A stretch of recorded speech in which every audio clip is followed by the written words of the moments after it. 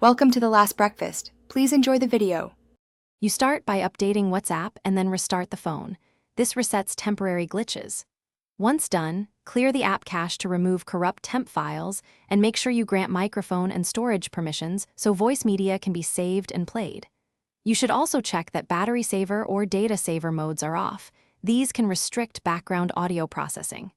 Do the update, restart, clear cache, and confirm permissions now. Each of these steps fixes many black screen cases immediately. Next, you address routing and app conflicts. Disable Bluetooth and unplug headsets to force audio to the phone speaker, because misrouted audio can present as a black screen. Then, backup chats and reinstall WhatsApp to replace damaged binaries or resources. Also inspect accessibility services and any overlay apps, screen filters, call recorders, or floating widgets, and temporarily disable them, since overlays can block the playback UI. Proceed through these actions methodically. Finally, validate results. Record and send a short voice message to yourself to confirm playback works and the UI is visible. If messages still show a black screen, remove the SD card and free at least 10% storage, because low space prevents media indexing.